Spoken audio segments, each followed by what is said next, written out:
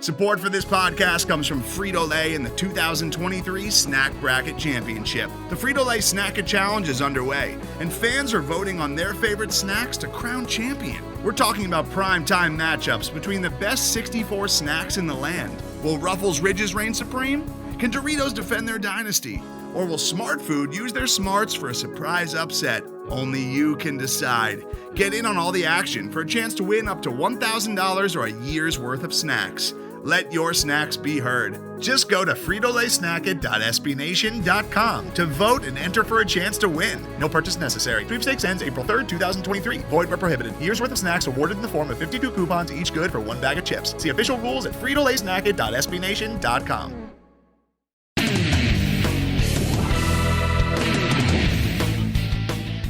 Welcome to the Black and Gold Banneret Podcast. Jeff Sharon, Eric Lopez, and Brian Murphy with you as we trudge into the month of May here. We're a day late because we wanted to save some. We had some things go down today that we really wanted to bring to you. So plenty to talk about. We're not going to break down the NFL schedule for you. Sorry, Eric Lopez. I knew you were really looking forward to that. You know, he's super excited. Who's Tua opening with? Notice I said Tua, not the Dolphins. I will say that I agree with or disagree with any show that leads off with the NFL schedule breakdown. It's a waste of time, but I will say, at least it's something, but it is a total waste of time. The leakage, man, the leakage from the NFL, how they do this is just, it's a masterclass. It really is something, but...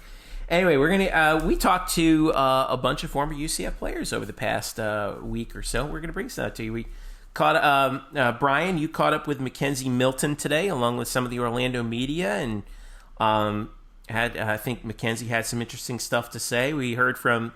You also spoke to Nate Evans recently, and had some time with. We'll get into Neville Clark a little bit later, but we're going to talk about that. We got some rankings that we got to talk about with some all-time top teams of the decade in UCF history that we've been talking about and doing throughout this pandemic.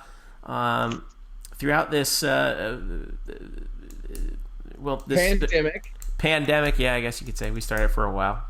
Is that what we're going to go? And we're going to preview a little bit of some UCF Knights male athletes as well of all time, top 100. Plenty of stuff to get to here. So let's go ahead and get started real quick with McKenzie Milton, who we heard about it relatively late that he would be talking with the media today, Thursday, May the 7th. And Brian, you've got the story up on the site that you heard about it relatively late. For those of us who had to know, we've known about it for about a week, but then we told you today. So me and Eric told you yesterday, Wednesday, thanks. So we could move the podcast back. But, they keep us under wraps. They don't want anybody else to know unless you're on the inside. You're welcome. Oh, so I'm not. So me, the managing editor, I'm on the outside. I'm not in the circle of trust. You're absolutely not. I don't see your name on these. Thanks, Dan Frisella. God. Anyway, I love Dan. I really do. He's a good dude. But come on, man. Anyway, but you guys talked to McKenzie, and you got the Q&A up there on blackandgoldbanneret.com. I guess let's just lead with the question everyone has: is McKenzie going to play football again, and possibly could he play in 2020? We don't know, and McKenzie doesn't know. But he's giving it as he has all along, as he has throughout this entire ordeal. He's giving it his best shot. And, I don't know. I think we've all expressed to varying degrees our doubts about McKenzie Milton playing again. I'm not even sure if I've come on here and explicitly said, I don't think he's going to play. But I think that's always been in the back of our mind because of what, we know what he's up against. We know the track record of those with his, with this exact type of injury where you've got, ligament damage, bone damage, or bone displacement, and artery damage. It's just a really, really tall order. And yet, I respect McKenzie for not saying it's definitely going to happen. He understands there's still a chance it might not. He might not ever be the player he once was. But when he expresses the amount of belief and self-conviction that he has and that he expressed today, it's really easy to buy in and believe in this kid that he's going to just overcome it. And again, we don't know, I guess our next landmark with McKenzie will be he has a meetup, a checkup with his surgeon in Minneapolis next month in late June. And that will sort of be the doctor then will examine him and basically see how everything's come along and where everything is at. I think from there, he'll get a new set of directives as far as what he can do and maybe, the scope of what his future looks like. I think now his future is a lot of working out on UCF's campus with other guys who are injured, namely Brandon Moore, and just, striving every day for that goal of hoping that at some point, and he's still aiming for this season, but at some point to be back playing football for UCF. And you can have your doubts internally or externally about it, but I admire his resiliency and his out and out conviction and belief that he's going to do it. We got a couple of clips from that interview too. We'll go ahead and play the first one from the question that you asked him, Murph. Here it is. Okay, Z, you said even before the start of the last season that 2020 was sort of your goal. And when we talked to you in November, you said, that's still your goal, but it's too soon to say. Is it still too soon to say that you would be, ready in 2020? And if it is, have you at least made strides during this time that makes you more confident that you could be out there at that point? Yeah, it still is my goal. And like I said, I'll go see my surgeon in June, and I'll know a lot more at that point. So, but that being my goal, that the reason I set that goal is because I want to approach my rehab every day with the idea that, I'll be ready to go for fall camp and I'll be able to go for North Carolina in our first game. And if I'm not approaching it that way, then, I feel like I'd be missing days in therapy, not working as hard as I can. So that's why I've set that goal. And, I hope to reach that. And if I don't, then it is what it is. I'll just keep knocking down block by block. But hopefully when I go up to Minnesota at the end of June, I'll get some good news. So that's McKenzie Milton talking about the possibility of 2020. I don't want to be the guy who throws cold water on the fire here, but I will. It's one thing to believe you're going to come back, but his leg still has to be okay. I mean, he's fortunate to still have it attached to his body. But your sense of it, Brian, is it's not just his determination.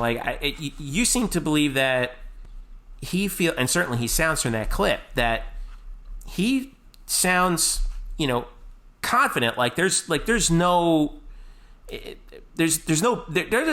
detect any BS there from him. Did you? No, absolutely no. And throughout the entire, I think it was 18 minutes with him. And this has been a thing with McKenzie since at least I've gotten here in 2017 is he's always honest, and sometimes to a fault, and that's great for reporters who are looking for quotes.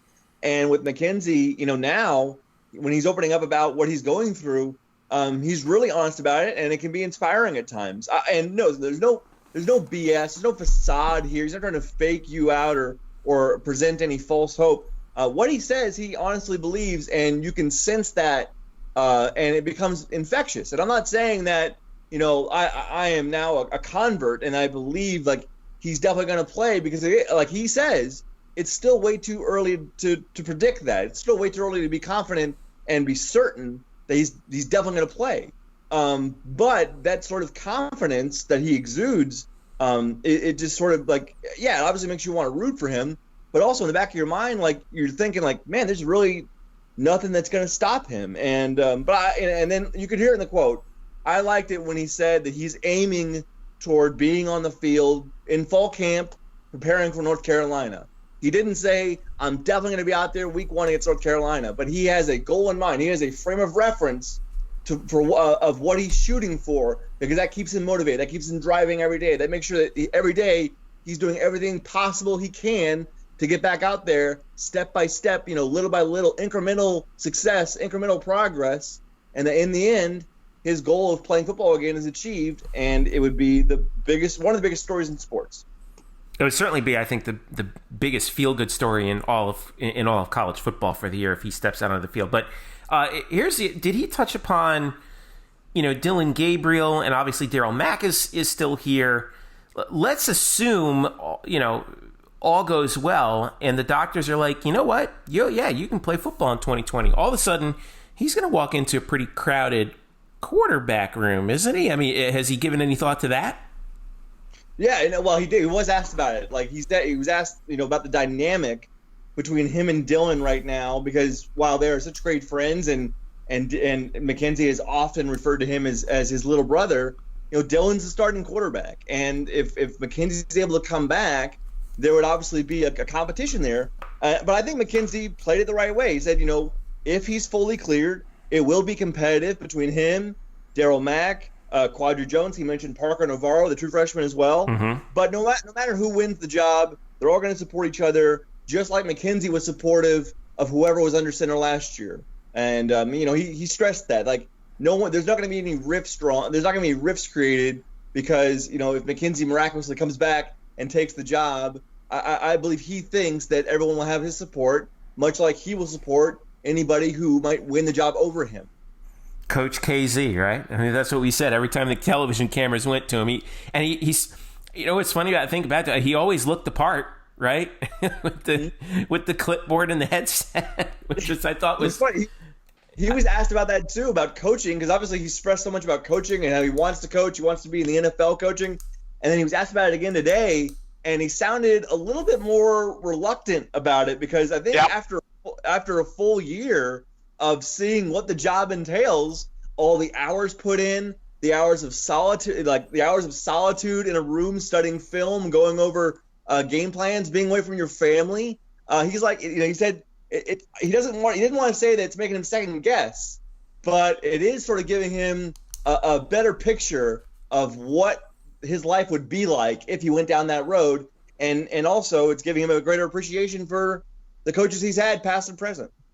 Look, I don't know if you call it a converter, but I am a converter. I got to tell you, and Murph, you did a great job in the clip we played you with that question, and really, I really appreciated McKenzie being really detailed and not holding back, right? Because the easiest thing I could have expected would have been him saying, I'm not really thinking about it. I'm thinking day by day. I'm not thinking about any day. But he was pretty foreblanche. I mean, this is significant from the standpoint, we have some dates now to look at.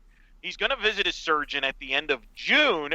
And while, he said it's 50-50, we have some dates here that are important all of a sudden in this process. He's going to go visit in the end of June. And I think that is important because obviously there's some scenarios that could play out here. He may not get cleared. Okay, if he's not cleared, is he close to being cleared? Is he far away from being cleared? Because that could impact his decisions in the future moving forward, depending on what the surgeon tells him. Not only, hey, you're not cleared, but if he says you're way off, then now if you're McKenzie, you're thinking, well, how long do I keep doing this football thing? Or if you're close, then there's a timeline, because as we talk tonight, record this, we don't know when the college football season will start. If this season gets pushed back further, maybe that buys him more time. And then what if he does get cleared? What can he do? What can't he do? Or is he limited, or is he full go? And all of a sudden now you got a huge story for whenever they report in football camp, because that's a big story. I mean, say we can you could say, oh, they'll get along and everything's great. But if he was to be cleared and the surgeon says you're good to go, you're full 100%, go at it, no hesitation. Now we got an interesting quarterback debate, and which a lot of people are going to be captivated by and have opinions about, and it's going to be fascinating. So I actually think this was a fascinating conversation with him that the media held, and I thought it was noteworthy. I think it is very noteworthy because there's now some dates that we can look at to see where this is headed one way or the other. Not that we're going to have a clear picture, but it's not like in the fall when he talked, everything was so long away. Now it's not so far away. And I was fascinated. I'm very fascinated now. I think this is a story moving forward in the summer, because now, Murph, my question, and Jeff, is he's going to meet with his surgeon at the end of June. So now everybody's going to be asking, so how did it go? Is he going to announce it on social media? Is he going to be available to the media after that he meets with the surgeon? People are going to want to know all of a sudden. Well, I will say this: his mother Teresa, who's a very kind person, has been at times McKenzie's spokesman on social media when he has good news to report. She did it a few weeks ago when with the picture of his knees, showing you just how identical his knees look now. She did it when they were up in Minnesota initially, and so I think if there's something that comes out and if there's good news to report, you will hear about it and you won't have to go searching for it. I believe KZ or Teresa will let us know, and then we'll act off of that. Yeah, I was the one. We both saw that that post, and when it came down, I always get the feeling like McKenzie's kind of like aw shucks about his mom sometimes. Mom. Yeah. There was another thing you guys touched on there, though. Obviously, we can't. We didn't get the chance to let Brandon Moore speak for himself, but Bam and McKenzie have been working together quite a bit. Well, let's go ahead and play the clip here. Here's what you had to say about, or here's what McKenzie had to say about Bam Moore in response to one of your other questions, Brian. Here it is. McKenzie, you've been obviously rehabbing on campus with Brandon Moore. Can you give us your sense of how he's coming along and what you've seen from him? Man, he's just a freak athlete in the way he heals. Part of me wishes I was kind of like him in that sense. But it's also his work ethic and his mindset. He's set on, getting back for 2020 as well. So we encourage each other every day, and he's making big strides as well. I think he'll be getting his brace off in about a month here. So I'm super excited for him with that because, he's been through so much in his life. But it's definitely going to teach him, I don't think he's taking things for granted, but, just being back on that field, we talk about it all the time. He's going to be a different animal. Like I said, like physically, and his mind is going to be so sharp. I don't think anything's going to be able to stop him.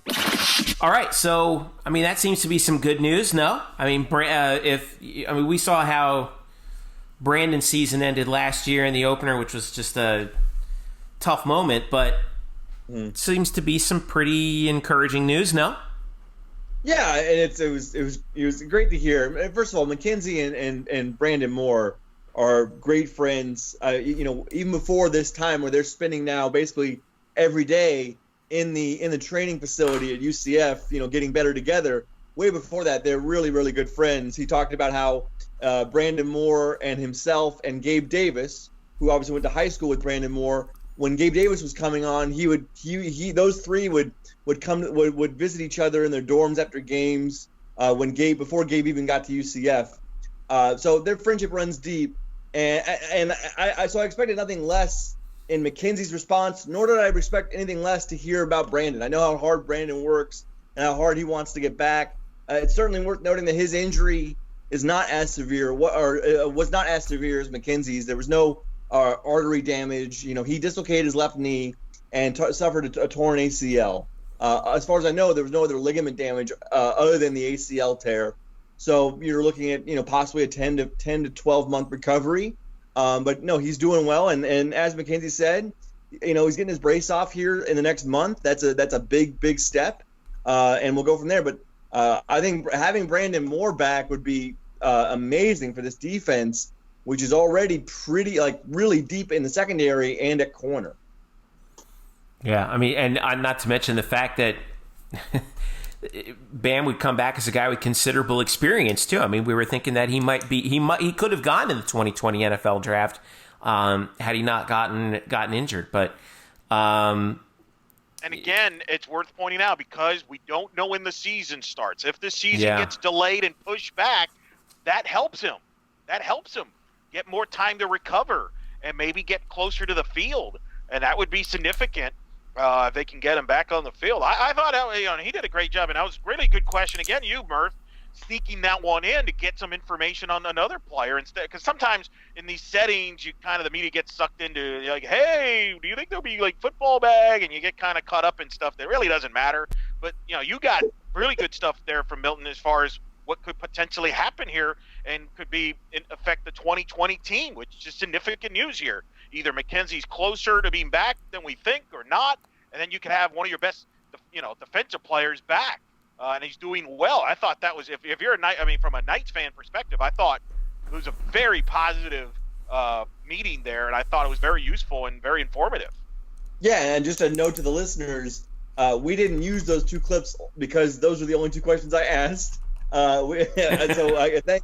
So thank you for that. But really, the entire interview was great. We have it up on the site now. It's just, again, it's McKenzie being honest and open, and also being realistic. He's being very realistic. As much as he is stressing how much he wants to do this, I think he still understands very much the odds he's facing and the hurdles he still has to go.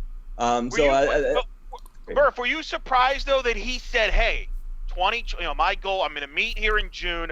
I'm targeting North Carolina 2020." Like, he threw it out there. He didn't have to do that. Were you expecting him? Were you surprised by that a little bit when he first said that in the interview? I wasn't. Maybe the specifics of saying, like, I'm preparing for North Carolina, the specific of that, I was not surprised that he said, like, that's still his goal and he's going to be out there 2020, because that's what he told Scott Van Pelt in August of 2019. Like, this has been something that's been on his mind. This has been, basically on his corkboard, really since he started rehabbing. And I don't think anything has swayed him now to get off of that goal. And like he says, even if he can't reach that goal, just having it in his mind, aiming for it, it gives him something to strive for every day. So when he's sore after day after day after day of really arduous training and really arduous rehab, and he talked about in these moments where he's had to break down scar tissue that's built up in his knee, and you can only break that out with really with a lot of movement, and that hurts. And then I'm sure there's plenty of days where he doesn't want to do this. He doesn't want to go into the training room. He doesn't want to go into the Wayne Dench Center again and go through more hours of rehab. But it's the North Carolina game, Week 1, 2020, that is still on his mind of, like, that's what I'm going for. And so, again, he may not be able to get there, but having that goal is valuable to him, and I was not surprised that he mentioned it. And don't you think there's a positive that he mentioned it, right? Because if he wasn't confident in himself where he's at right now, I don't think he throws that out there to the public or to you guys, right? In the media, he doesn't throw that out there. But I feel like there's a part of he feels good about it, right? And I don't know if you got that sense that I did in watching the interview when it was posted. I sense a guy that's feeling good about himself. He's confident. I don't want to say he has a swagger back, but I'm saying I just got a sense I think he feels pretty good where he's at. Now, does that mean he's going to get cleared? No. But I think he kind of feels pretty good where he's at. Didn't you get I got that sense, and I think that's why he threw those dates out there, because you know what? Why not? I think he feels pretty good. Hey, maybe it can happen. I think if he didn't think he had a shot at all, I don't think he throws those dates out. If McKenzie had suffered a significant setback in his rehab already, or if a doctor had told him, like, it's over, no matter what you do, this such and such structure in your knee's never going to come back and fire the same way it ever did. There's really no chance of you playing again. If someone had told him that, like just very acutely, I think we would have found out about it by now in one way or the other. Either someone would have digged that up, or McKenzie, being McKenzie, would have been honest and would have told us, like, look, I've had these setbacks and I've had these troubles, and now I don't think I can play in 2020, and I'm going to have to re-examine. So, yeah, I think you're right in that the fact that he didn't mention it means that, at least from when he first started on his rehab to now, it's been relatively smooth. I mean, there's a lot of caveats to that word smooth, because obviously this is not. This is hard work, and there's really tough days for him, and there's painful moments for him. But there has not been that thing that's throwing him way off course for what he was aiming for, and that is a positive. And so your only hope now is that continues. He mentioned in the interview, his most recent, I think his most recent milestone is he's now in the training room. He's jumping up and down on that injured, repaired right leg again, unsupported, with his left leg in the air, and jumping up and down and doing a lot of that and trying to do it faster and faster to get the nerves firing again, get the muscle, firing again and built back up. And with each of those little milestones, the picture becomes clear and the future becomes more positive. And so as long as that continues, like we've said, maybe it's not week 1, but the chance of him being back are greater, are incrementally greater, but greater nonetheless. It really is. And look, he's been, there's been the videos that have been posted of him throwing the football, the video of him throwing to Gabe Davis and Traquan at the park. Yep. And things. Yep. I don't think that's an accident. I think he generally feels good. I think he's optimistic going to seeing his surgeon that he might get cleared. He knows that if it's 50-50, he mentioned that in the deal. But I think he's feeling good, and good for him too, man. I mean, look, I could tell you this. He is a significant story to a lot of people. From 2017, obviously, UCF, there was a lot of chatter about the national title being claimed and all that and that stuff. But when Milton went down, and I don't know, Murph, you've traveled as much as I have. When I travel and a lot of people come up to me after the injury, the questions weren't about the national title anymore. It was about, hey, how's McKenzie doing? How is he going to be okay? Is he going to be back? I think there's a lot of people. He kind of changed the narrative about UCF. It went from, hey, why are you guys claiming a national title to, hey, is that guy going to be okay? I think there's a lot of people in this country, the casual fans, that are following this story. I think and because of him, there's people that are UCF fans because of him. He transcends this in a lot of ways. I mean, look, wherever people that are listening, the audience that's listening to this podcast are diehards fans. They're probably wherever you get your UCF content from. If other audio shows, podcasts and stuff, they're going to open with McKenzie Milton. This is going to be the topic because people care. People are interested in this and how this turns out either way. And again, if you want to call me a converter, I'm not saying he's going to play, but I got to be honest, guys. I'm much more open. I don't know if the word is proper word is open-minded, or maybe believe that there's a possibility here than maybe I had going into this interview. I personally, we've all been kind of moved by that. I really do believe that we'll see him on a football field wearing a UCF jersey in some fashion. If he comes back as the full-time starter, gosh, I don't know. But, I've said to many people before that, like, the happy ending of that story is he comes onto the field on senior day in some fashion and throws a touchdown pass. But, if he's, like I said, if he's, or like you said, and like he alluded to in the interview, if, being dressed and ready for North Carolina on opening day is a possibility, now within the realm of possibility, that's a huge story. And it's something that I think we all got to be prepared for. So make sure you watch, make sure you read. I think go ahead. The only thing I'll disagree is I think the happy ending has been written from the standpoint is he's fine. Like, he's doing well. Like, he's doing great. Like, which, let's be honest. And Murph, you were in the stadium when the injury took place. That wasn't guaranteed at that point. I mean, if you would have, if we would have, if we go Quantum Leap TV show, go back to that date and go back to the days following that. Hey, are we going to be talking about McKenzie playing, possibly being cleared to play less than 2 years after that horrific injury? Watching it on TV or you watching it in person, I think people would have said you're crazy. So the fact that we're even talking about this, where we're at, with his mindset, where it's at, and how things are going, I think is a success already. And I know it was brought up to him in the interview about the Alex Smith E60 story.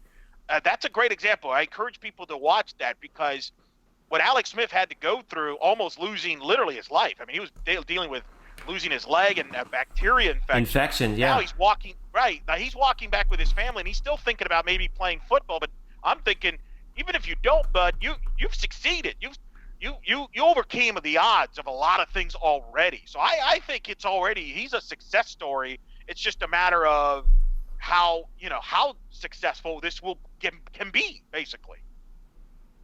Yeah, it's good to hear that a bunch of those guys, reached out to him too. I know Alex wasn't one of them, but I think he said that Theismann reached out to him. He spoke with Teddy. He spoke with Teddy Bridgewater. And that's good. I mean, the support community has been there. So make sure you read the transcript, basically lightly edited, of McKenzie's presser, if you will, Zoom conference call, I guess. With I call it a Zoom press conference. a Zoom news Sounds conference. like and with all the UCF people who matter apparently. Not Jeff. Yeah, not me. No. I want to also. You also have another feature up, Murph, that I really enjoyed reading on Nate Evans. And you spoke with him for quite a while last week. Great feature story up there on Nate. He's so excited to get going with the Jaguars. We've talked about the hill he's going to have to climb to make an NFL team. But Nate is the kind of guy who said, like I've said many times, all I want is a shot. Just give me a shot. That's all I want. And he's getting a shot now. And tell me about your discussions with Nate and just again a lot 90% of this is mental, but do you believe based on how he's approaching it that at least he's going to give himself the best possible opportunity to make the Jaguars this year? Yeah, I think Nate, like McKenzie, is like this hyper optimistic guy. A guy who will turn everything, even the worst picture, into something that he can shine up and make it a positive. So you sense that. I mean, that's what gravitates you to a guy like Nate, because his optimism, his positivity, it just sort of glows off of him. And he's gonna work hard, and he has a long way to go. And we're gonna play a clip here shortly, which he'll mention about how far he has to go and how realistic he is about that. But I think we'll get to that in a minute as I set it up, Jeffrey. I think what the thing about Nate is, he's very realistic again of the odds he faces, but he's also very confident in himself. And I think you have to be when you've been passed over by all 32 teams 7 different times, and basically the NFL has over and over again saying there are other guys we want more than you. You have to be confident. I think so, and Nate expressed that to me a lot in this conversation with me. And one of the questions I had for him was about not having a pro day. This is obviously not just a Nate Evans thing. This has been throughout all of college football. The effect of, for those who are on the fringes, not your first, second round prospects, not even your mid-round prospects, for guys who didn't go to the combine, and for guys who were not seen as high-end talent. That inability to really network with NFL personnel because of the coronavirus pandemic, I asked him about, did he think that had an effect on his draft stock? And I will give him credit. He said yes. God works in mysterious ways. I feel like if I would have had a pro day, my journey to get into the NFL would have been different. But at the end of the day, I still have an opportunity. I'm not even going to say I'm here because I'm not in there yet, but I have an opportunity, and that's all I needed, because obviously when you turn on my film, you see an awesome ball player, and that's not nothing to brag on or anything like that, but just from me watching the film, I would bet on myself, in any scenario. But I mean, this, like I said, God works in mysterious ways. I'm back in Florida, which is my second home. I have a big fan base behind me. I just get a lot of love from the state, and like I said, all I needed was an opportunity, man. So it's really a blessing, and I'm just ready and I'm excited, and I can't wait to get to Florida. So there's Nate Evans, and he says that, if he had a pro day, it would have been different. He says that, if there had been a former pro day at UCF, he thinks that he would have had a chance to get drafted. And he didn't say that only for himself. He said it also for other guys like Adrian Killins and Neville Clark. However, you can hear in that clip, Nate talks about he's an awesome ball player. You don't have to see you don't need a pro day from me to look at my film and look how I can help you. Nate's also been very open to criticism during this process before the draft about what things he needs to work on, and he's really worked on his pass coverage skills, moving his hips, turning his hips to go back with tight ends and running backs, which we all know I think he needs to work on because he's very good coming forward, but he just doesn't have as much experience backpedaling. And to his credit, he's putting in the work to get better in that area. I think what you have to have and what Nate has in spades is optimism and positivity and confidence. And it's not cockiness. He understands that he is a good player. He has qualities that can help out an NFL team, and he's going to stress them to you, and make it show up on the field. Yeah. Well, he's one of the things I also think he has going for him is he's extraordinarily coachable, approaches everything with a positive attitude, and gets the idea that what's the thing that coaches always like to say, the number one, I think it was Bill Parcells, right? The number one ability I look for in a player is availability. And like Darryl Green also said, looking for your right now moment. What's going to be Nate Evans' right now moment? Hopefully we get enough of a preseason to get a look at him. And for the coaches to get a good look at him in a Jags uniform, because I think that, we've talked about this before, special teams is going to be very key for Nate Evans to make that team. So, but is there a better spot that Nate Evans was suited to other than special teams, at least at this stage in the game?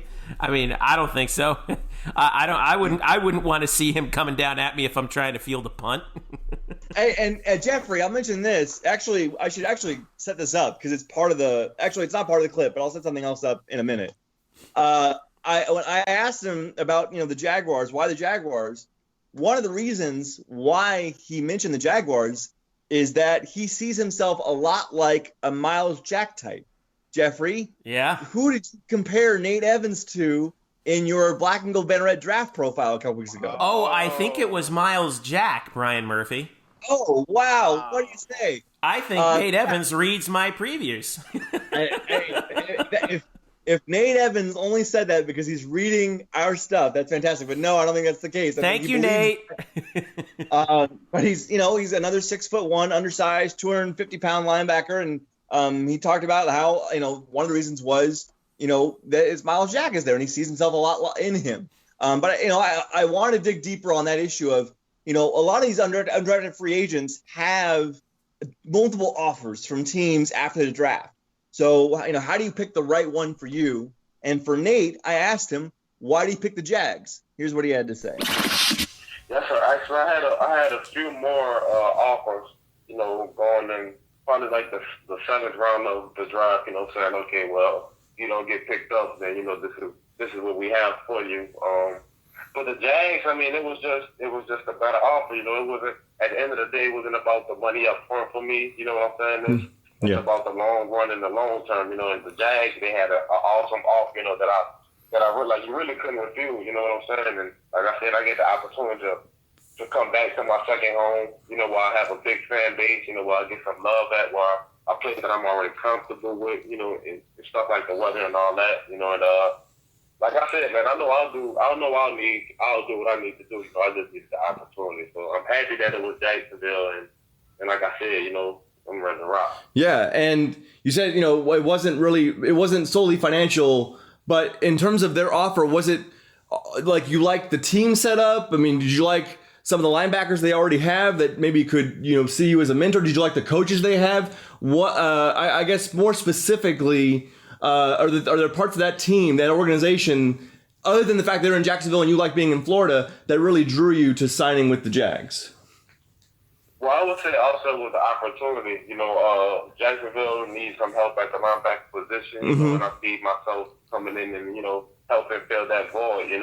Also, they had, a guy like Miles Jack there who I feel like I can play similar to. He played running back and linebacker, versatile player. Yep. And, I feel like I could have played running back and linebacker, been a versatile player. So me just going in there and being able to, to learn under him and, get the opportunity to learn under him, I just feel like that will, just boost my whole athleticism, physically and mentally. And also, we can help each other out. You know what I'm saying? You never know this game. And, you just build those relationships with people off the field as well, Miles seemed like a cool dude, I'm cool, so, So I think it's great there. He basically out of hand said it's not about the money. It's obviously about just being in Florida and having this fan base and this and this familiarity that he wants to be around. Yes, I believe that Jacksonville is a good fit for him because certainly going into the draft at least they needed help at linebacker, and they certainly have addressed that during the draft. But maybe they could use more help. I think he's aware of that. But I think for Nate, a big thing about picking Jacksonville was understanding that he basically had another home base here, and he had friends and people that love him here, and I think that means a lot to him, and so that's another reason why he took the Jags. Yeah, would have been there. The only other place I think he would have been. Oh, go ahead. I don't, and we saw. Yeah, so I guess we saw that Gabe Davis is number 3, but that's only for the preseason, right, Jeff? It can only be in the preseason because in the regular season, receivers can only wear either 10 through 19 or 80 through 89. Can't wear a single digit if you're a receiver in the regular season. Yeah. Keyshawn Johnson. Yeah, I remember that. Right.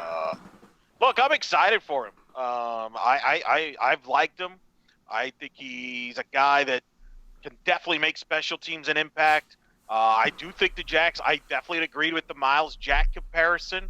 I think he can contribute to that team for sure, who I think is going to depend a lot. They want youth on that roster. They're in rebuild mode, which I think works to his favor. If he was in a team, if he got a team that was a veteran ball club that had pretty much everything decided, the odds are a long shot. But he's on a team that I think will have spots available and try to build on youth. And I think he's going to surprise some people there. If he could stay healthy and kind of work on the things that you've brought up, Murph. But I'm excited for him in Jacksonville. I think I've said it on record of all the guys undrafted. I think he's my pick as the guy with the best shot to last in the NFL for a little while. We'll see if that happens. I know you guys like 8 killings, but I just think Nate has some of those intangibles that could work on special teams or even on even as a backup linebacker or maybe start if certain things go his way. He certainly has fantastic intangibles, and like Jeff said, he's going to be a coach's dream. One thing that I wanted to mention that I didn't mention here, nor did I have really a good spot for the article I wrote last week or this week. I asked him about seeing other UCF players. Gabe get drafted, and then other teammates like Novell and AK get signed to the NFL. And I thought one of his quotes here at the end was pretty funny. He goes, obviously it makes him happy, and he's excited for those guys. I can't wait to see them on Sundays and do a jersey swap with them or get to pay for dinner. And I love envisioning that, like, if these guys make it and they're successful in the league, like those two going out to dinner, maybe like AK and Nate Evans going out to dinner after a Jacksonville Philadelphia Eagles game, like that. I don't know why that makes my heart swell, but I love the vision of that. Oh, because we knew these dudes since they were kids, right? I mean, Gabe better pick up the tab on that one though. I saw Gabe's contract. Gabe's picking up the tab. Well, I have other contract stuff that I'll mention later on in this podcast about UCF NFL players. Oh. Whoa! Oh! Jeez. Murph bomb! It's not a Murph bomb. It is a Murph bomb. Jesus Christ. All right. Well, we're going to get to that. We're going to take a quick break. Went a little long in the first segment, but that's all right. We don't care. When we get back, we'll talk we'll talk a little bit about that. We'll talk about, there's actual live sports going on, and a former UCF player is actually playing in actual sports right now. We're going to talk about that and a few more things when we return. This is the Black and Gold Banneret Podcast. Don't go away. Today's episode is brought to you by Cars.com. With over 2 million vehicles and 50,000 more added every day, Cars.com will match you with the perfect car for you, your budget, your life, your style. And if you're ready to say goodbye to your current car, Cars.com will get you an instant offer to cash it in. Just start by entering your license plate and get matched with a local dealer who will write you the check. So whether you're looking to buy or sell, just go to Cars.com. It's magical. Welcome back to the Black and Gold Banneret Podcast. Jeff Sharon, Eric Lopez, Brian Murphy with you. UCF_Banneret is where you can find us on Twitter. You can also find us at Facebook.com/Black and Gold Banneret. And, of course, blackandgoldbanneret.com. Where, by the way, we're going to have a couple things going on pretty soon. We've got some hashtag content coming your way with a lot of content. A lot of hashtag content. First of all, Eric, you've been just pumping stuff out like crazy on the top UCF teams by sport of the 2010s, which I've thoroughly enjoyed. Interesting going back and taking a look there. We got the first 2 parts. The third part is coming up very soon. I got a little note from somebody on one of them, Eric. You picked in part 2 the 2017 baseball team.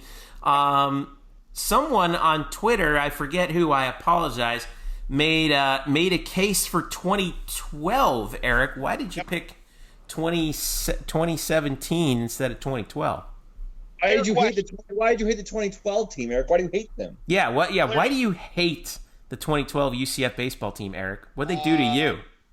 Because clearly I hate teams from the past. I only like teams recent, future, and the past and the future. That's kind of how I roll. No, look, in all fairness, that's a fair question. I went back, and you guys know this as witnesses, because I asked you both about this. That was the one sport and team that I struggled with the most. That one in volleyball. We'll get to volleyball, but by the way, I before you go, it was, believe it or not, it was former UCF baseball player Harry Hukari who asked us that. Yeah, reliever for 2012. No, look. Yeah. You can make a strong case for the 2012 team, because I originally was leaning that way. From a roster standpoint, they were a more talented team than 2017, and they were a stacked team. They were a win away from winning the regional, so they went further in the NCAA tournament than the 2017 UCF team. So no, you can make a strong argument that this should have been the 2012 team. I understand that completely. I can't argue with that. I almost originally, when I first started working on this, and you, Jeff, you told me pick a team per sport. I knew this was going to be a debate. I decided to switch to 2017 because of a couple things. They won the conference championship in the American, which, in my opinion, is a better league than its USA was. Even though obviously that 2012 UCF team had to go through Rice, and they couldn't beat Rice in the final week of the regular season to win the regular season title. But from a depth standpoint, I thought the American is a stronger league. Plus, I thought the 2017 team was a better overall story because, and Murph, you can back me up because this was your first year covering the team. There was no expectations for this team going into the year. They were picked at the bottom, and they kind of played amazing baseball in the second half of the year, to the point where there was some quiet chatter about, hey, if they have a good run in Clearwater at the conference tournament, maybe they could be in a position to host at that point. But it's really a pretty remarkable story to win the league, a strong league, and get to Tallahassee, where they kind of, ran into Auburn and Florida State. I mean, that was tough. But I lean towards 2017 because they won the conference regular season title, which, by the way, is the first conference championship that UCF baseball had won since 2004 when they won the A-Sun. And that was, to me, why I gave the slight edge to 2017. You can certainly make a strong argument for 2012 with the roster that they had. It certainly, I think, is a better roster, and certainly they went deeper in the NCAA tournament. But, and I hate to say it because it sounds like I'm ripping Stony Brook, which I'm not. They were good, deserved it. They got to the World Series, but a lot of people have a bad taste in their mouth because they lost 2 games to Stony Brook and didn't advance to the Super Regional, whereas I think everybody felt good about 2017. So that's a fair question, though, a fair statement by Harrison Hukari. You could go either way on that one. I struggled with it. I lost sleep over it. I mean, I was up at 3 a.m. to look comparing stats, and I just decided lean to go to 17. Now, Murph, back me up that I made the right choice, please.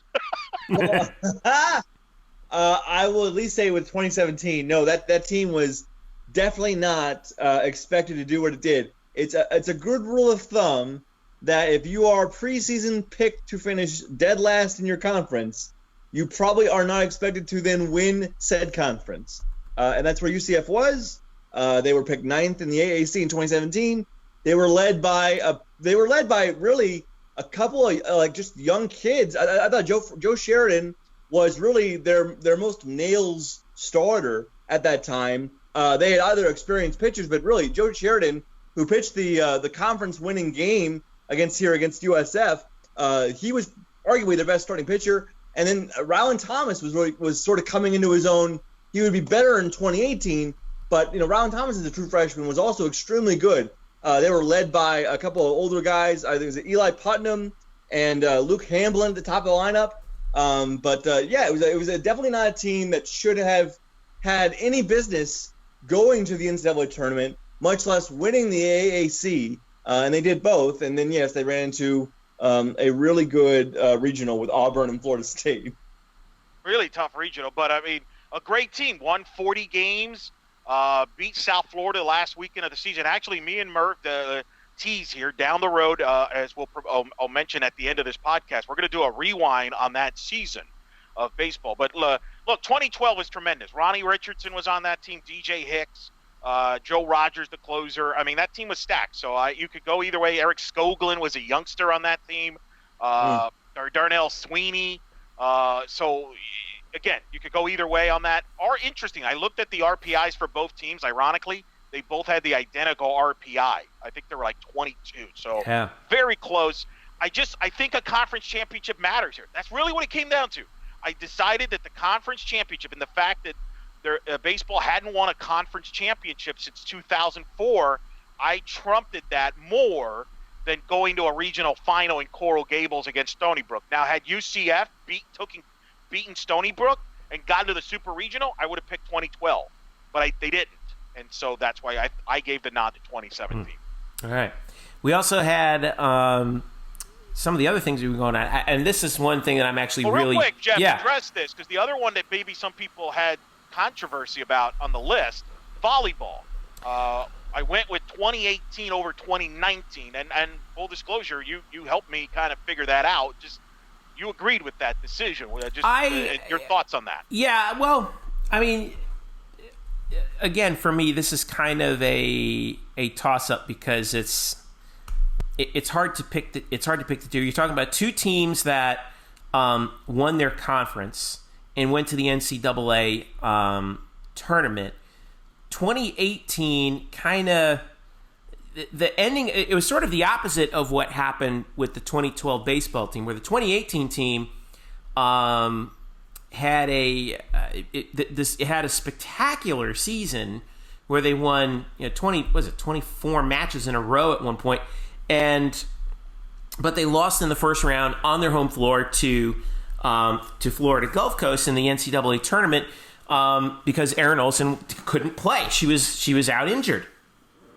And that was the team that had Jordan Pingle. I think that, and then of course this year, the other thing is in 2018 was that team also won the conference in the regular season. There was no conference tournament at that time. So, you could, I guess, theoretically say that, maybe their path was a little bit easier. Not saying it was, but it was maybe a little bit easier. They finished 27-4. But the 2018, to me, everything came together so quickly and so profoundly in that season. I mean, they were rolling, folks, in that throughout that year, including, they beat USC. They had a shot at beating Florida. That team was just sublime how they played. Of course, 2019, you're talking about a team that also won the conference, but they didn't finish first in the league. Cincinnati did. Of course, they split the league into divisions, but UCF did not finish first in their division. Cincinnati did. They kind of floundered in a couple spots in the early part of the season. They lost to Miami. They lost to Florida Gulf Coast in the early part, and before they started reeling off some wins in conference, and then won 3 matches in 3 days, including beating Cincinnati in that thriller in the final on the home floor, and then beat Florida State in the first round of the NCAA tournament to advance, which UCF could not do the year before. It was a tough call. Obviously that team lost. The last year's team lost to Florida in the first round. It's a really tough call. I gave the nod to 2018 because of the fact that they were so dominant at 27-4. UCF in 2019 was 25-8. Not saying that that's not dominant. Shoot, that's pretty good in and of itself. But when you roll through that schedule the way they did, going undefeated in conference, that's a rare feat, a super rare feat. And the fact that they were able to do that, I think, speaks volumes towards that team. So, and they got ranked, and they were ranked in the top 25, first time in school history. Yep, and they put themselves in position to host, which is why I kind of went that direction as well. And if you brought this up to me if Olsen's not injured, right? If Olsen's healthy, you think they slip by they get by Florida Gulf Coast, which by the way was a very good 4 seed. That's a strong and those 4 two teams, Florida Gulf. And those two teams played 3 times in the season, and UCF won the first 2. It's hard to beat a team 3 times. There's a reason why people always say that. But I still believe that if Aaron Olsen, and of course if Aaron Olsen were sitting here with us, she'd say, "You're doggone right, we would have." If that team had Aaron Olsen out there on the floor, I think they sweep Florida Gulf Coast. And not only that would have gotten them a shot at Florida on their home floor. Revenge match from earlier in the season when they met up in Gainesville and UCF lost 3-1. There was a very controversial call on a set point that, Florida seems to kind of, they sometimes get the benefit of the doubt on some things, but I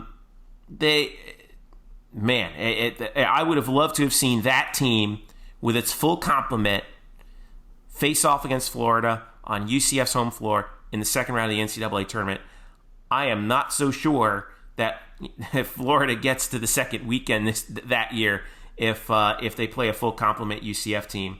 But I mean, that's the way it goes, which is a bummer. But I would.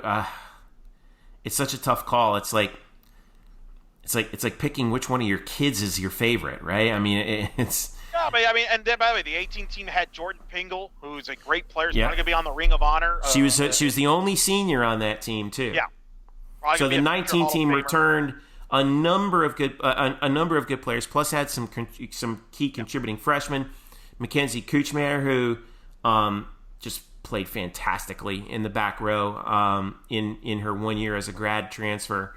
What a joy she was to watch, as well as Jordan. And interesting how much Jordan helped out that team and sort of and because she's so close with all of them and she still lives in the area. So man, it was a tough call, but I had to go with the team that won 24 matches in a row and went undefeated in conference.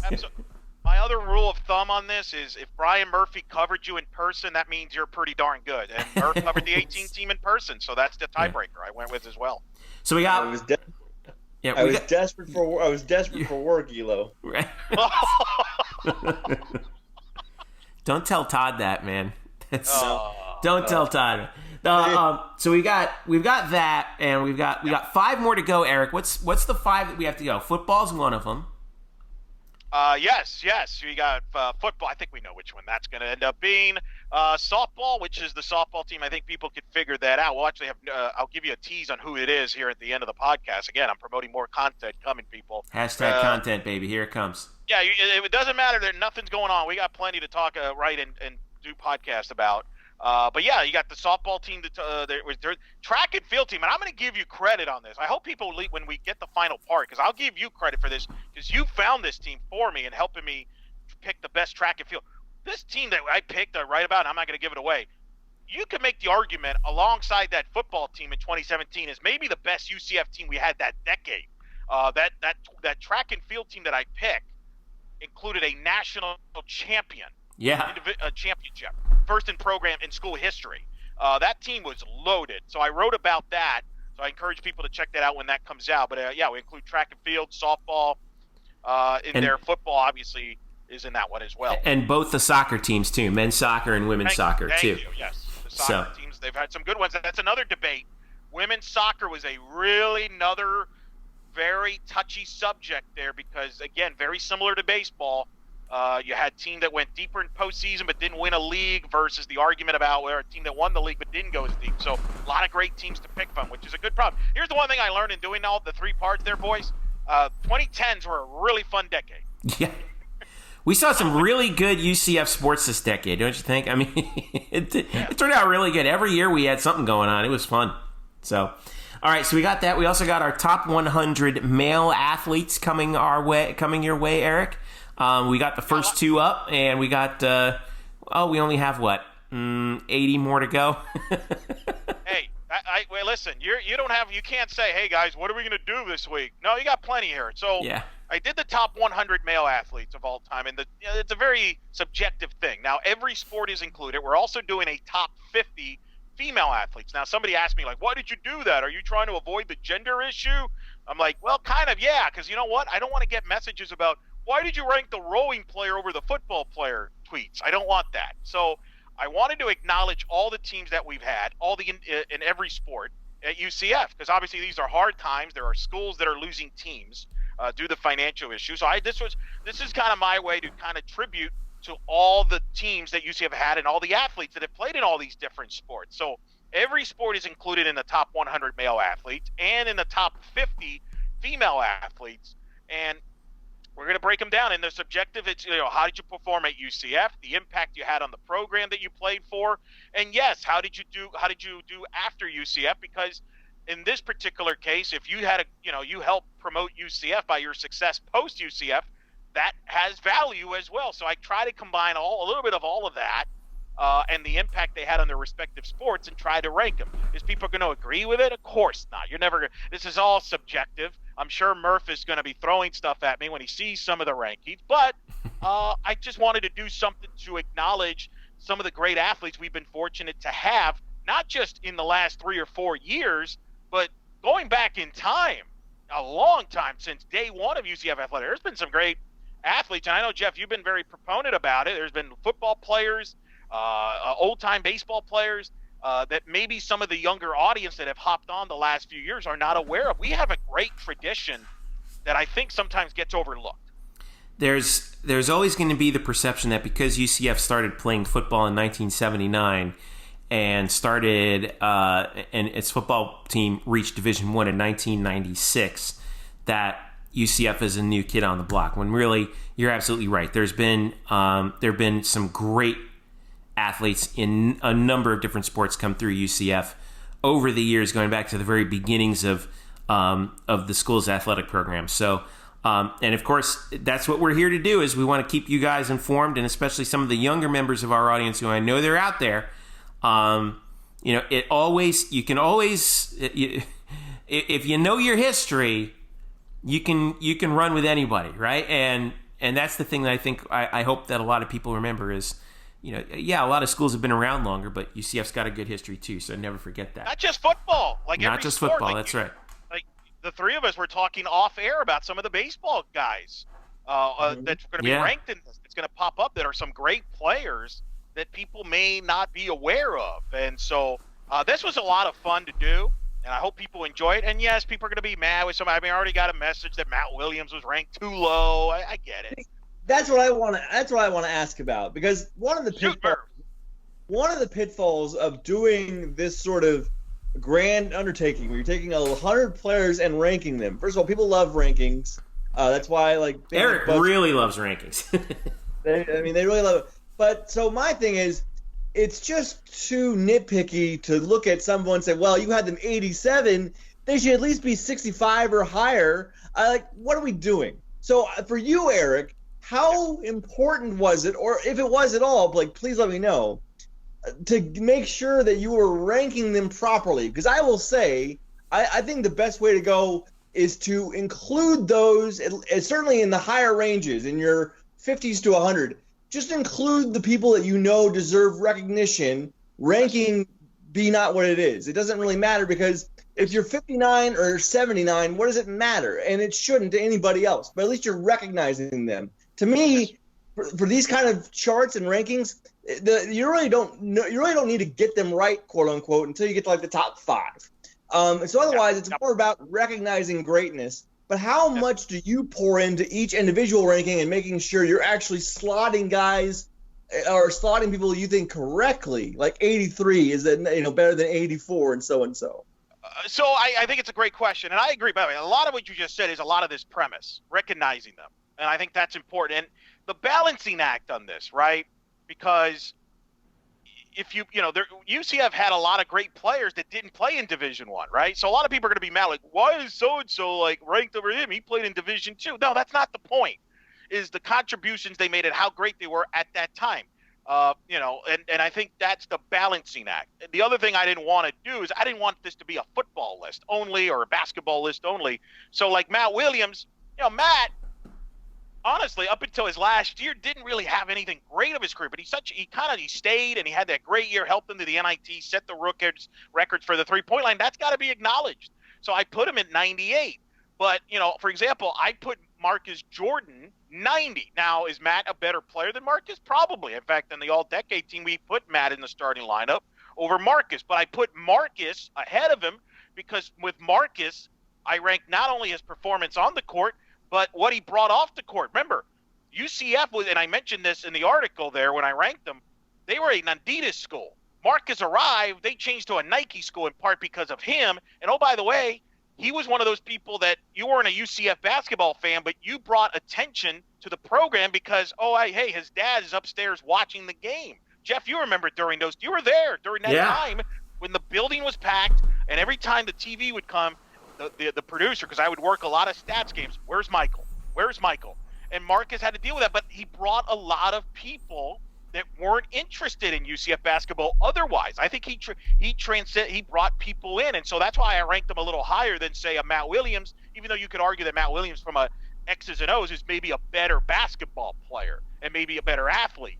But Marcus had a tremendous impact on the program with Nike and bringing casual people to the program and fans during that time. I mean, I remember the Marshall game when they were a packed house and Michael Jordan was watching up in the suites. I mean, that was significant, and I think that has value as well. So to answer I don't know if that answers your question or not, Murph, but those kind of things I think do play a role in this and how you judge these guys. Not to mention, I made a point out of this.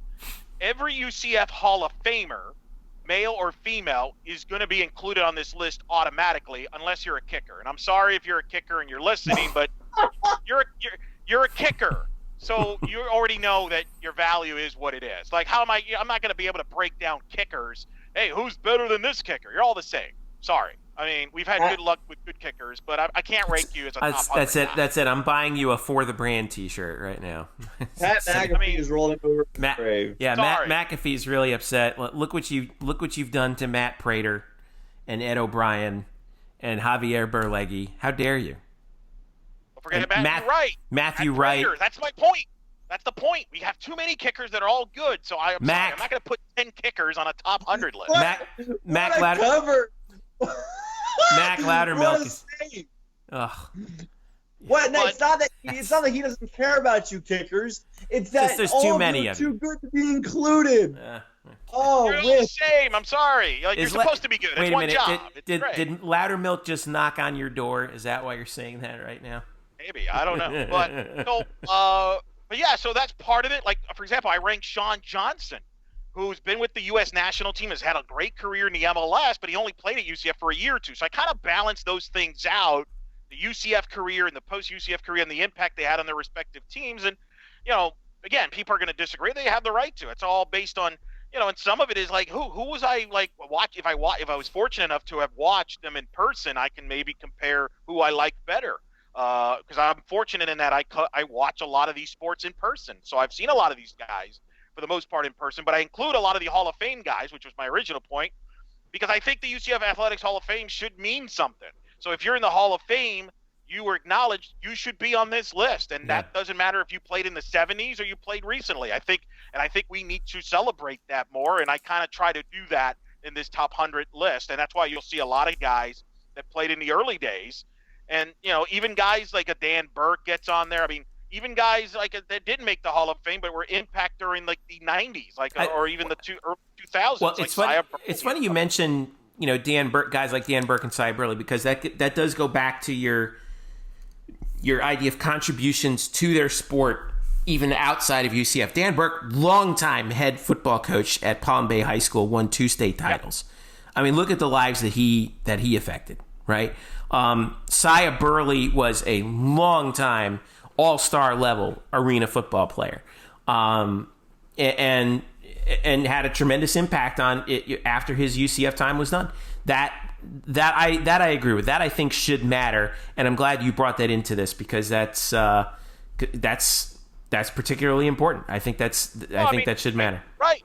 I threw a Mike Maroth, who's 96 on my list because he was in the big leagues. Yeah, I remember that. When I remember seeing Mike Moroth, there was, UCF guy. Oh, wow. Now Murph, I know you're going to say, well, you didn't have the greatest of careers. He was on one of the worst teams ever and lost 20 games in a season. But the fact is, they gave him the opportunity to lose that many games. You know something? I will happily lose 20 games in a year if it means I got to call myself a major league pitcher, right? Agreed. And by the way, we had Mike Moroth on this show, so you can go to our archive and we talked about that season. Murph, I had a chance to talk to Mike Moroth about that in our archives, so it was fun. So the hardest ones, I'll tell you, the ones that was the hardest, honestly, are guys like Aubrey Dawkins and Mike Hughes, because they were only here one year. 1 year, right? At least playing. I know Aubrey, Murph, I know you're going to correct me. Aubrey was with the program longer than a year, but what I meant was performing on the court. 1 year. Yeah. Mike Hughes was I guess at UCF for what, like 6 months? Not right. But I put him up at 83. I mean, which is pretty impressive to have a 6-month career on campus and you're 83. Yeah. To me, that's pretty impressive. Some might think it's low, but considering it was just 1 year, that's impressive. I mean, and who knows? I mean, if he has a better NFL career moving forward, that could move up. Could not. Depends. Yeah. But that's why I put them as in the rankings they did. They were the hardest because how do you judge the 1 year? Because it's just 1 year, but yet they did have big impact. I mean, Aubrey Dawkins had an impact on a team that went to the NCAA tournament, and you can make the argument that Aubrey Dawkins put on maybe the greatest performance that any UCF basketball player has ever had on the court in a single game like his against Duke. I would put that performance up against any UCF player all time. And, me and Murph talked about that in depth. And Murph, I know you felt very highly about Aubrey's game that year. Yeah. And that's why I put him at 94. So we got a bunch of good ones that we're going to look into as well over the next couple of weeks. Really, and we kind of roll this out. I want to try and roll out one a day once we get the top teams of the decades. Top 100 male athletes, which is going on right now, and we're also going to have the top 50 female athletes. That's right. And then who knows? Maybe by the end of all that, we'll debate. If somebody asks, like, well, is there really a debate who the best athlete is? Well, the three of us will probably debate that after the list is over. We'll just combine. Is it Michelle Akers? Is it whoever on the male side? Yeah. So it's called we're moving forward, people, because we don't know if we're going to have live content on a weekly basis or anytime soon. So we're giving you content in the meantime to entertain you all and inform you until we get any further notice that we actually have something to cover that's current.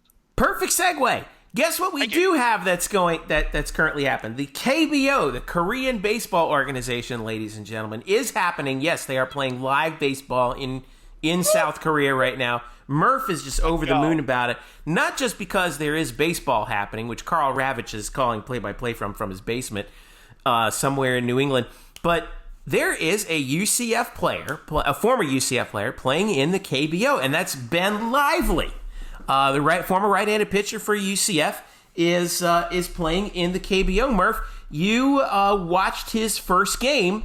A little bit of a rough outing, but first of all, he's there playing baseball, which is a good thing, and second of all, he's one of the top pitchers for the Samsung Lions, right?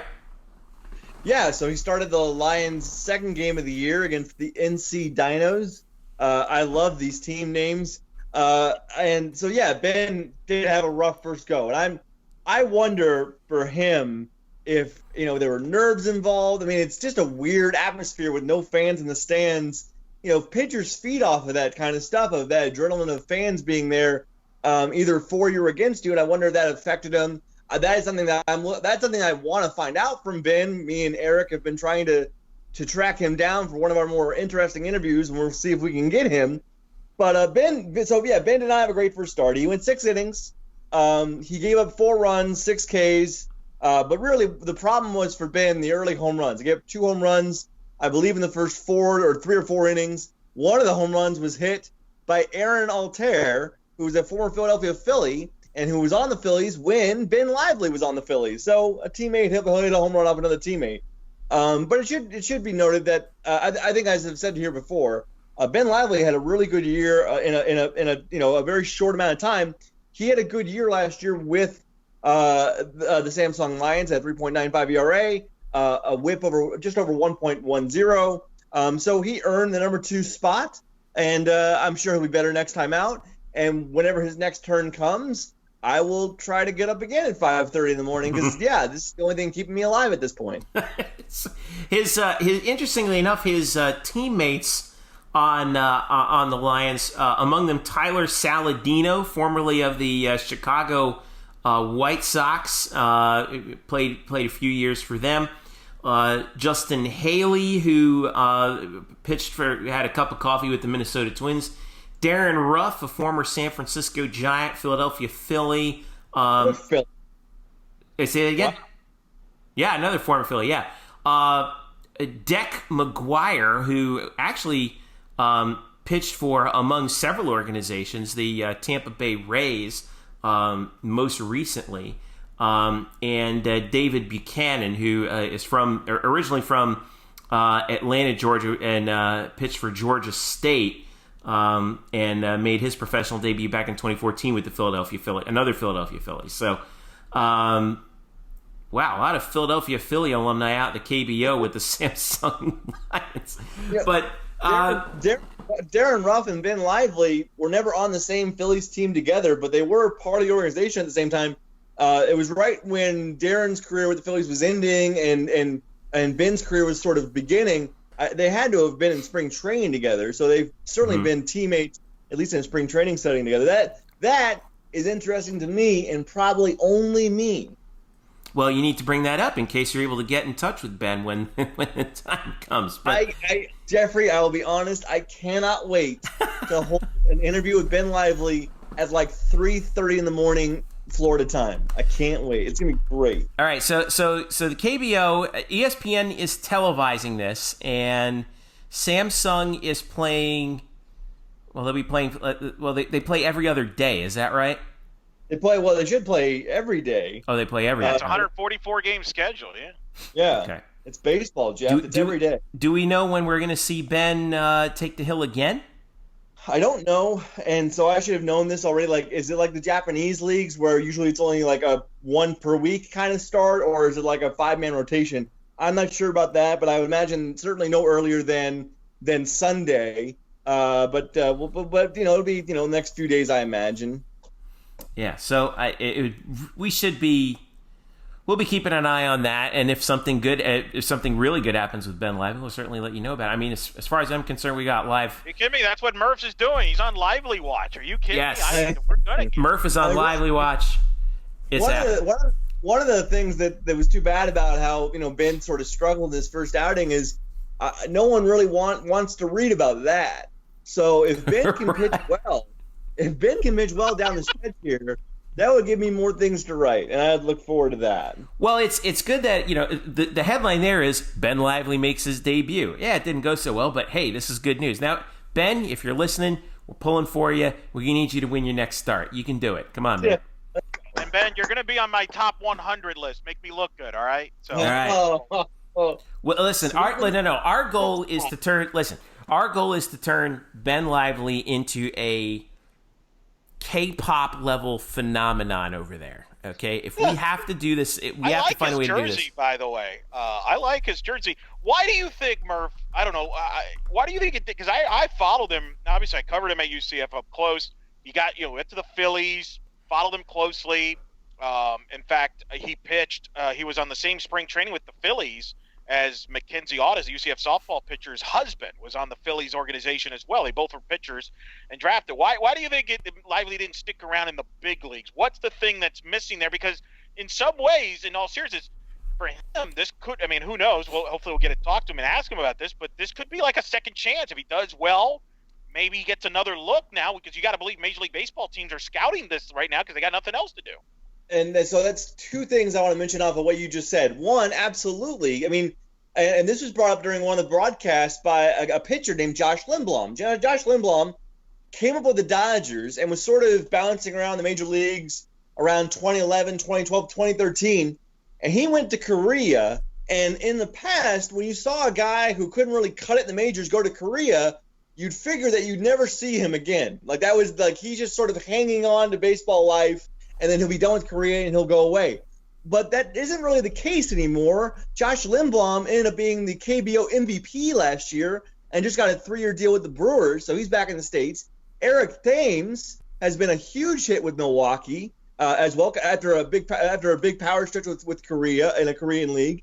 So going to Korea is not only a chance to continue your baseball career, but in a way possibly rehabilitate it, and play well and try to impress some scouts. Like you said, Eric, since nothing else is going on right now, I mean, all baseball scouts even have less to do right now. They're certainly watching the KBO. There's certainly a bigger stage, a bigger spotlight on these guys. It helps the ESPN broadcast helps as well. So it's not just that, he's looking to continue his career because he loves baseball. I'm sure he wants to get back in the major leagues. I'm not sure why he left. I'm not sure, if there was just no offers to keep him there in the first place. But we know he wants to make it back. I mean, I don't believe, he's 28 years old. It's not like he's an old man. Right. And this is the stage for him to do it. I will say, not only does the ESPN thing help, but if you are sort of into the KBO and you can watch, so you actually watch one game a day on ESPN. Since there's 10 teams, 5 games a day, and all games are going on basically concurrently. They're all going on at the same time.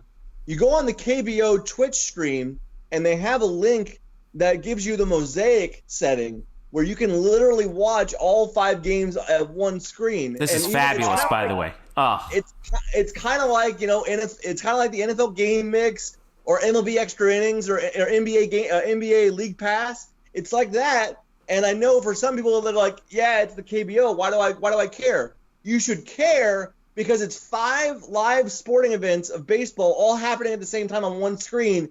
It's mesmerizing. I really liked it. By the way, have you seen their on it, and you can play fantasy league on it if you're into that stuff too. By the way, have you seen their stadium in Daegu? Was it Daegu?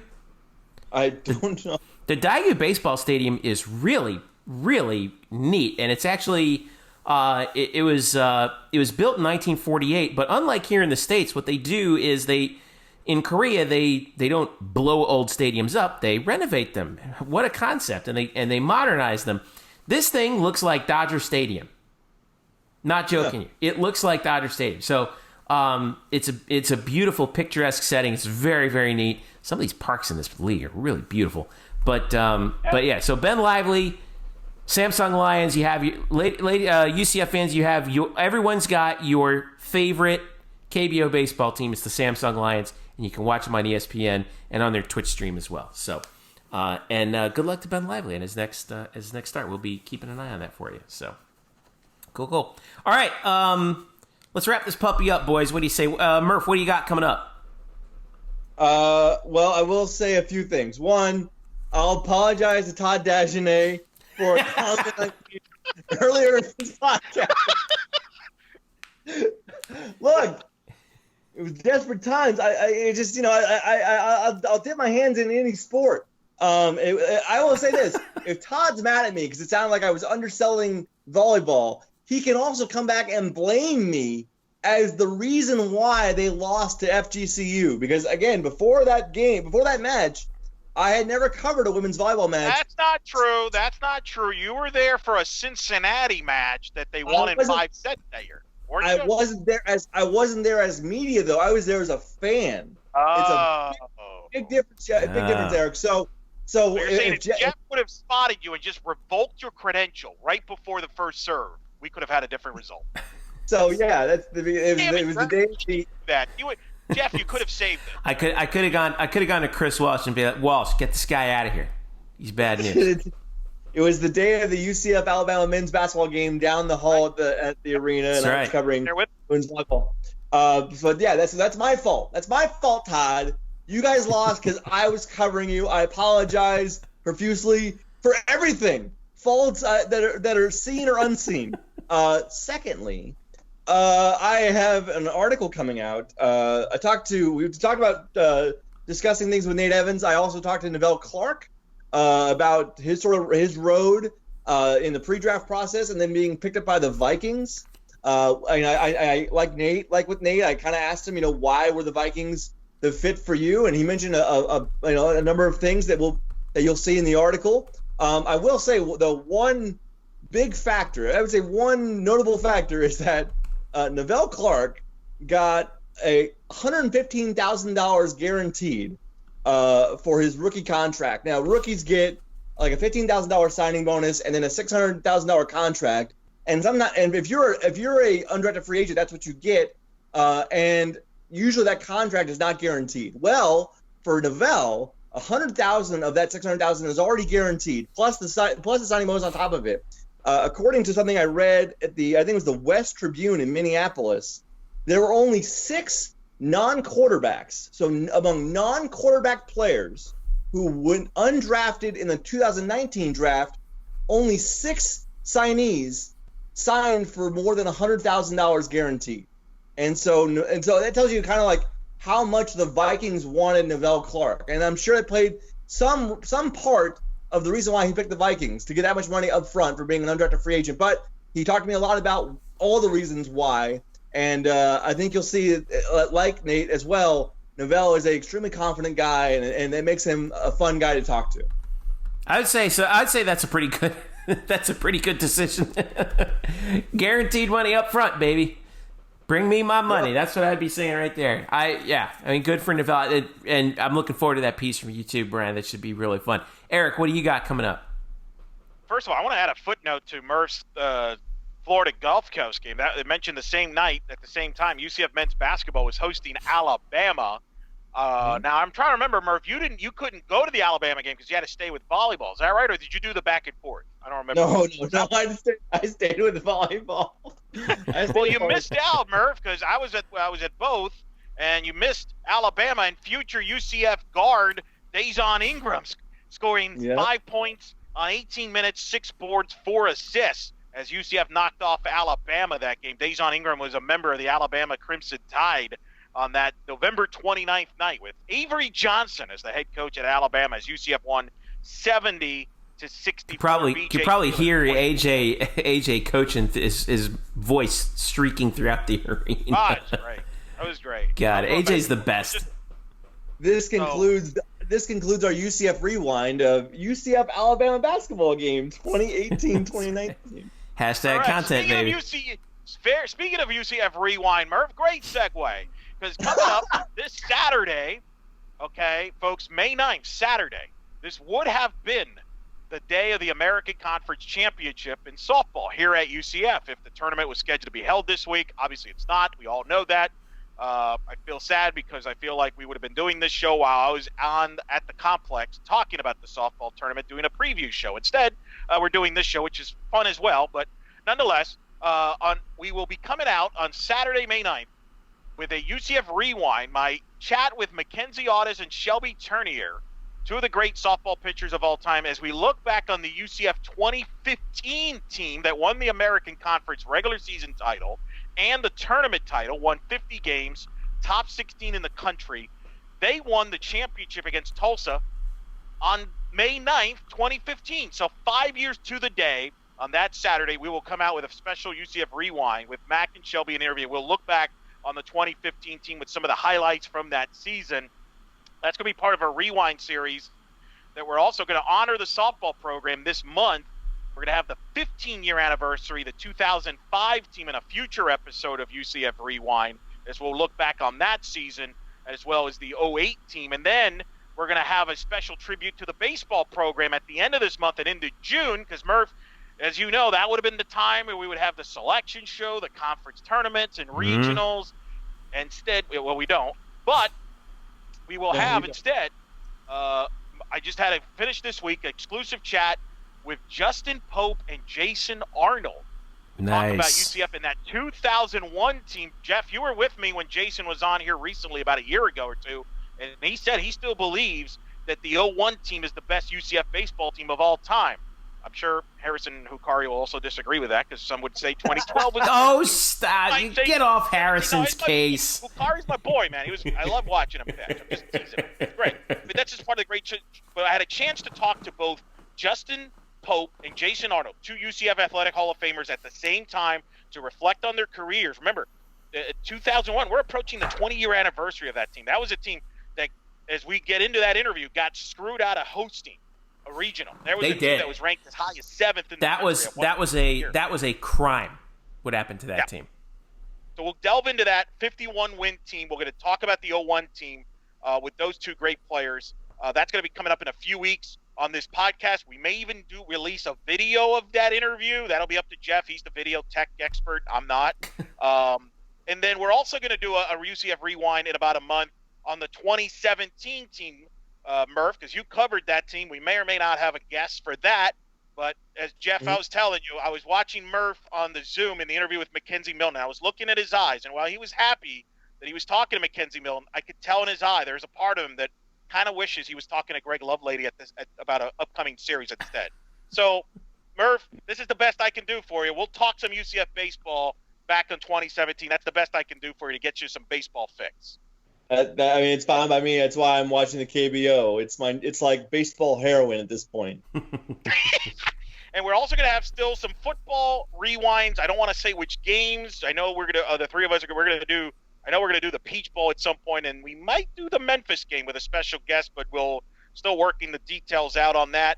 And as Jeffrey mentioned earlier, we got the top 100 male athletes, top 50 female athletes coming out in that final part of the UCF Team of the Decades 2010.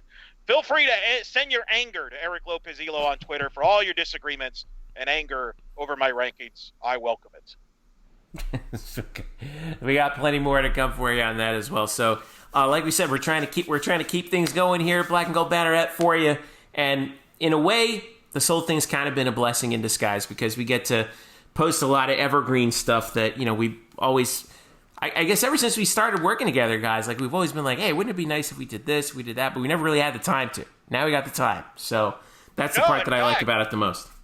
In fact, what's funny is as I was doing research for the Memphis game, as we possibly might do a rewind series on that, I didn't realize. Now, Murph, at that point, that year, was a contributor to the podcast. He was writing for the site. He was a podcast. That Memphis week, the USF and the Memphis game was when Murph joined the podcast permanently. Yeah. From that point on, he's not left the podcast. So the streak continues. So there you go. It's Ripken-esque. I've only bailed on you when I just didn't feel like being on the show. God, honestly. All right, well, I'll bear that in mind the next one you miss. All right, well, that's going to do it for us here on the Black and Gold Banneret podcast. Follow us at UCF_Banneret on Twitter and Facebook.com/Black and Gold Banneret, as well as blackandgoldbanneret.com, your home for the UCF Knights on SB Nation. For Brian and Eric, I'm Jeff. Thank you so much for listening. We'll catch you again later on next week.